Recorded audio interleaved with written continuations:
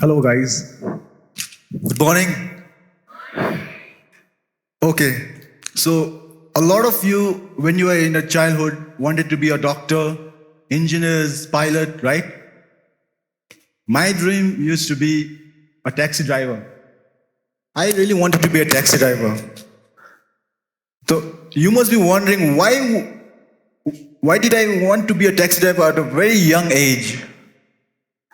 And this is probably when I was in class 3, 4.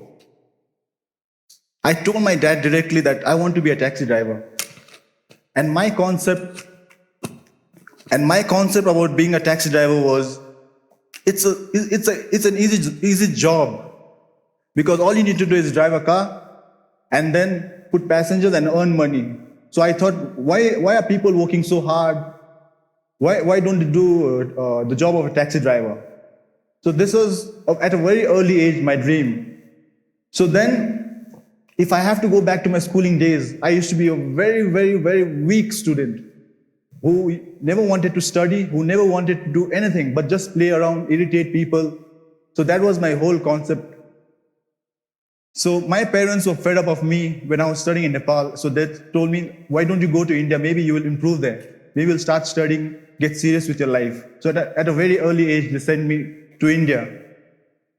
So I went to India, but unfortunately that did not work out. I had to repeat my class 4 twice because the school thought that I was too weak. And somehow I managed to pass class 4, class 5, class 6, class 7. Again, I had to fail. I had to repeat my class again. So I had to do it twice. So, at what level was I a weak student? I did not know a simple subtraction division at that point of time, and still today I don't understand how to do proper subtraction division.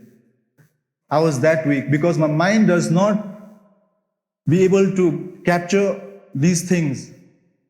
Like, how does it work? Why is it working? Like, why is it 2 minus 2 0? These things I do not understand. The decimal points that we have to put, the carry over that we have to do. So somehow I cleared my schooling days. And how did I do that? Simply by mugging up, by cheating. So after class 10, it was obvious for me to do humanities. It was very obvious. Science and commerce was something that I did not even look at it. It was confirmed I think in class 4 itself I had confirmed it. So after my humanities, I had nowhere to go, no dream, no ambition, nothing. All my friends, they were either going abroad, like every one of us do still, and then a lot of them were joining MBBS, they were doctors, they were applying for every good job they wanted, a better career.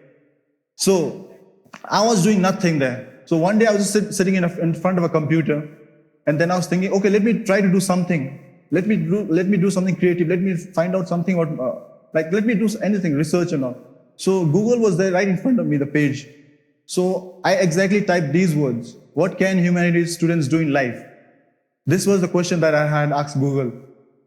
So then there were a lot of options there given. And one of the options was footwear technology. So since I used to play a lot of basketball, and basketball is correlated with good sneakers and all, if you guys know. So I was very interested in shoes and all, and I was very demanding with shoes as well. When I was a young kid, when I was in class 7, 8, I used to demand my parents for expensive shoes, and they never used to buy for me. And I used to cry there, sitting there doing, I needed it anyhow. But unfortunately, obviously, they did not buy for me. But that was the demand that I had from my parents.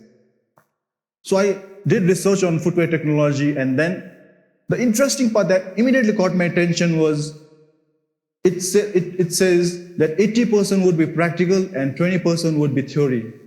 I thought this is the best thing that I can do now. Because you do not need to study, you just need to go there and do designing, that's it, nothing else.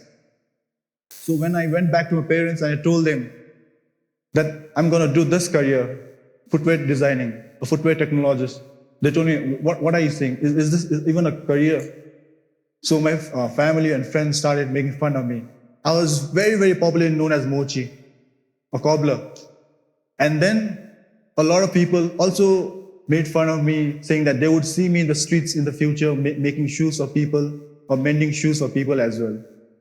Then it even went to the extent of within my own family that they told me that, why are you doing this low class job? This job is supposed to be done by someone else. You do not need to do this.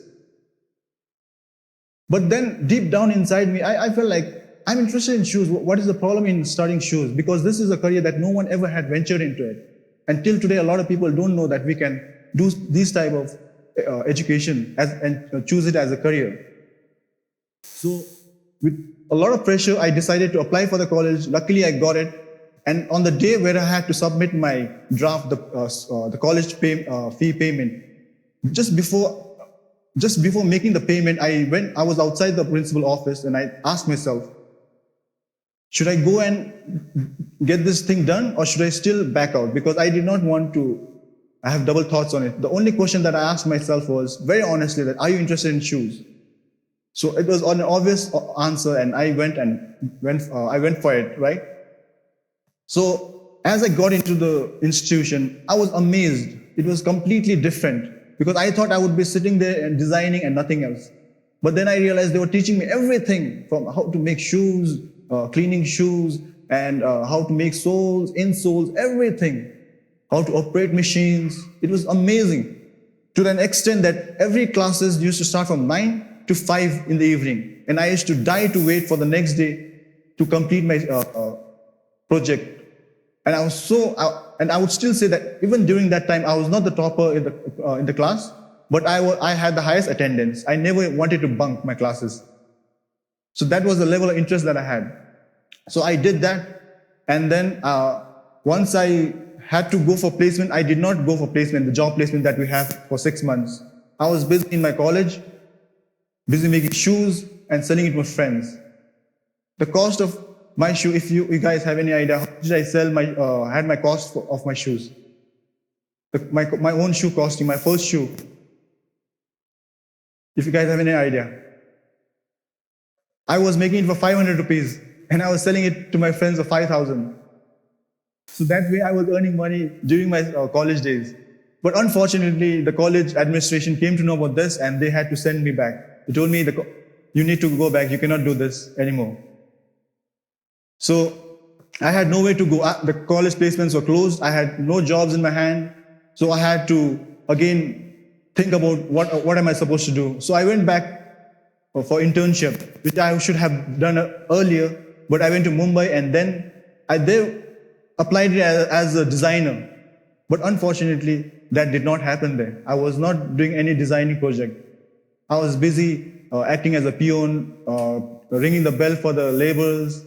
I was doing photocopy for every department, taking it here and there. And the good part was I was always talking to a lot of people there, the laborers, whom I'm still in touch with today. Whenever I have a problem with shoes, any technical issues, I always go back to them and approach them. So in Mumbai, one of the biggest incidents that happened to me was finally in my last month of internship, my boss told me to get a project done as a summer collection for the ladies. So I did that. I got it ready in 2 weeks. And when I presented him, he rejected all of the designs. Every design was rejected. One of the designs, according to him, was so bad, so poor, that he had asked me to throw it in the dustbin. So I thought, are you sure you want me to throw it in the dustbin? He told, it's the best place for this shoe to be there. So I threw it in the dustbin, and before I went back to my home, I took that shoe and took a picture of it and went back home. And that night I posted it in Facebook. And I did not caption it anything about that.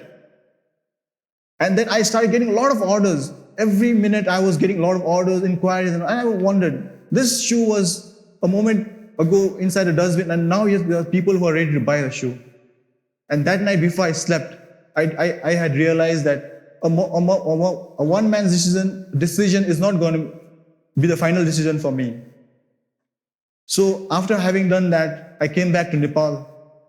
And I thought, what am I going to do next? Because I do not have a job. I applied for a job in a lot of places in Nepal, but they told me that I'm overqualified, that they cannot afford me because I was the first footwear technician. So I asked my dad for money and I started to set up my own company. So for the first 3 years, I started doing designing, marketing, everything on my, even deliveries and everything. And then, after few years, an incident happened to me.